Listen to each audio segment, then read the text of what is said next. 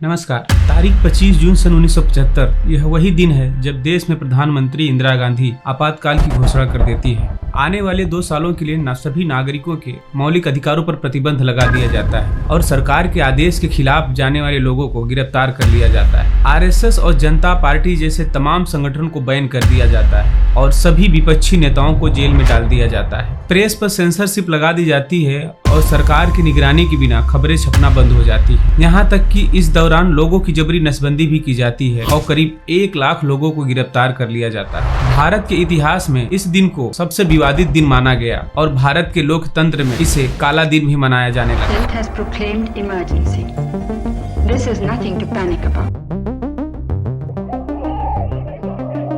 क्रांति है मित्रों, और संपूर्ण क्रांति एक ऐसा काला दिन हमारा पूरा मकसद इस समय ये है कि स्थिति शांति और स्थिरता की रहे। भारत के संविधान में अनुच्छेद 352 है, जिसके तहत देश के राष्ट्रपति आपातकाल की घोषणा कर सकते हैं जब उन्हें लगता हो कि देश में किसी बाहरी आक्रमण या देश में विद्रोह के कारण भारत की सुरक्षा को खतरा हो। उस दौरान वो देश में आपातकाल की घोषणा कर सकते हैं। आपको जानकर हैरानी होगी कि यह देश का कोई पहला आपातकाल नहीं था। इससे पहले भी देश में 2 बार और आपातकाल लगाए गए। देश में पहली बार आपातकाल 26 अक्टूबर 1962 से 10 जनवरी 1968 तक लगाया गया था, जब भारत और चीन के बीच युद्ध चल रहा था। उस समय भारत को बाहरी आक्रमण से खतरा था, इसलिए आपातकाल लगाया गया था। उस समय देश के प्रधानमंत्री जवाहरलाल नेहरू थे। इसके बाद देश में दूसरी बार आपातकाल 3 दिसंबर से लेकर 17 दिसंबर 1971 के बीच लगाया गया था, जब भारत और पाकिस्तान के बीच युद्ध चल रहा था। उस समय देश के राष्ट्रपति वीवी गिरी। आइए जानने की कोशिश करते हैं कि 25 जून सन 1975 में इंदिरा गांधी द्वारा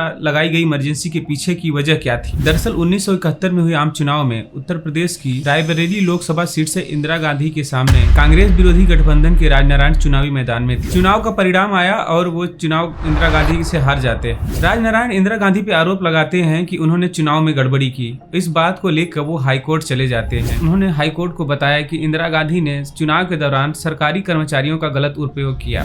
उन्होंने हाईकोर्ट से यह भी बताया कि इंदिरा गांधी ने तय समय सीमा से ज्यादा पैसे भी खर्च किए और साथ ही साथ वोटरों को रिझाने के लिए गलत तरीके का इस्तेमाल किया। कांग्रेस विरोधी गठबंधन से जीत करने के बाद इंदिरा गांधी बांग्लादेश युद्ध भी जीत जाती हैं। उनका गरीबी हटाओ का नारा बहुत मशहूर हो गया। 1972 के आसपास लोग उनकी तुलना देवी दुर्गा से करने लगते। कुछ ही सालों में उनके बेटे संजय गांधी ने भी अपनी मां की मदद करने के लिए और पार्टी में अपनी जगह बनाने के लिए अहम फैसले निभाने शुरू कर देते हैं। इसके बाद कांग्रेस पार्टी में मतभेद शुरू होने लगता है। संजय गांधी के नेतृत्व में कांग्रेस के पुराने लोग हार जाते हैं। सरकार पर भ्रष्टाचार के आरोप लग रहे थे, महंगाई बढ़ रही थी और सरकार भ्रष्टाचार और महंगाई का सामना नहीं कर पा रही। दिसंबर 1973 को गुजरात के अहमदाबाद में एलडी इंजीनियरिंग कॉलेज के छात्र स्कूल की फीस बढ़ाए जाने से नाराज थे। अपना गुस्सा दिखाने के लिए छात्रों ने आंदोलन शुरू कर दिया और यह आंदोलन आगे चलकर नव निर्माण आंदोलन में बदल जाता है। विश्वविद्यालय के छात्रों ने राज्य सरकार को बर्खास्त करने की मांग की। उस समय गुजरात के मुख्यमंत्री चिमनभाई पटेल थे। सरकार अपने भ्रष्टाचार के लिए मशहूर थी। यही वजह थी कि तमाम फैक्ट्री के कर्मचारी और तमाम वर्कर्स छात्रों के आंदोलन में शामिल हो जाते हैं। आंदोलनकारियों ने कई बसें जला दी, पुलिस के साथ झगड़े करने लगे और राशन की दुकानों पर लूटपाट करने लगते हैं। स्थिति को देखते हुए कांग्रेस ने चिमनभाई पटेल को इस्तीफा देने के लिए कह दिया। नव निर्माण आंदोलन भारत का पहला आंदोलन था जिसमें जनता द्वारा चुनी हुई सरकार को सत्ता से बाहर होना पड़ा। इसी बीच बिहार में भी एक आंदोलन शुरू हो जाता है जिसका नेतृत्व जयप्रकाश कर रहे थे। जयप्रकाश नारायण बिहार के ही एक सिद्धांतवादी गांधीवादी विचारधारा के राजनीतिक नेता थे जो कि इंदिरा गांधी के विचारों के खिलाफ थे। 18 मार्च 1974 को बिहार विधानसभा को छात्रों ने घेर लिया और लालू प्रसाद यादव को गिरफ्तार कर लिया जाता है और प्रदेश में कर्फ्यू लगा दी जाती है। जयप्रकाश नारायण के नेतृत्व में 8 अप्रैल 1974 को पटना में एक मौन जुलूस निकाला जाता है। जयप्रकाश नारायण का यह पहला राजनीतिक मंच था और सफल भी हो जाता है और जनता सरकार बनाने का फैसला करते हैं। इसके बाद जयप्रकाश नारायण एक छोटी सी पीपुल्स एक्शन पार्टी समिति का गठन करते हैं। 4 नवंबर 1974 को केंद्रीय सचिवालय पर विरोध प्रदर्शन करते हैं। सरकार के तमाम पाबंदियों के बीच वहां पे बहुत भारी मात्रा में लोग आ जाते हैं। 12 जून 1975 को कोर्ट में 4 साल से चले आ रहे इंदिरा गांधी पे लगे सभी आरोपों को हाई कोर्ट ने सही पाया और उन पर 6 साल का प्रतिबंध लगा दिया। फैसला आया जिसके मायने यह निकले कि इंदिरा गांधी की संसदीय रद्द हो जाती है।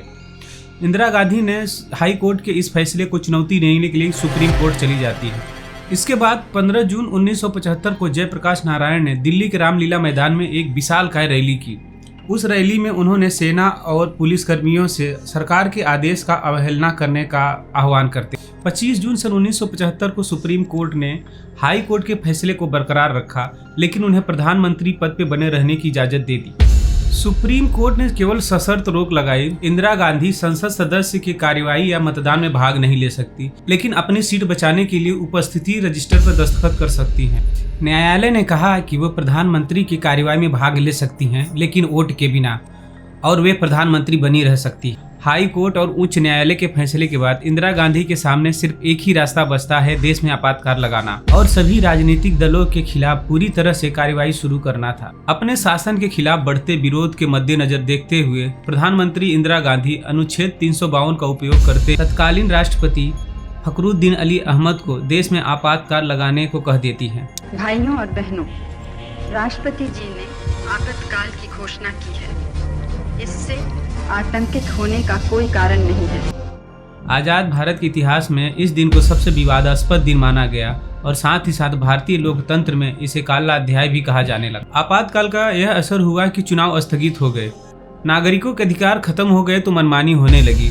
पुलिस ने इंदिरा गांधी के विरोधियों को जेल में डाल दिया। प्रेस की आजादी पर प्रतिबंध लगा दिया गया, जिससे सही खबरें मिलनी बंद हो गई। इंदिरा गांधी के बेटे संजय गांधी के नेतृत्व में भारी पैमाने पर पुरुष नसबंदी भी की गई।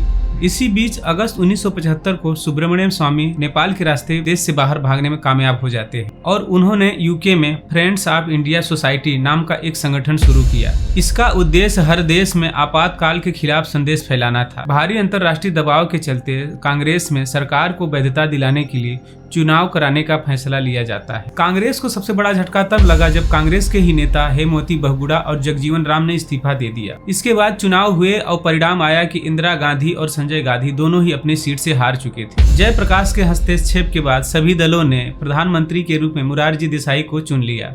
वीडियो आपको कैसा लगा हमें कमेंट्स करके बताइए और आने वाले वीडियो को देखने के लिए हमारे चैनल को सब्सक्राइब कर लीजिए। मिलते हैं अगले वीडियो में, तब तक के लिए नमस्कार।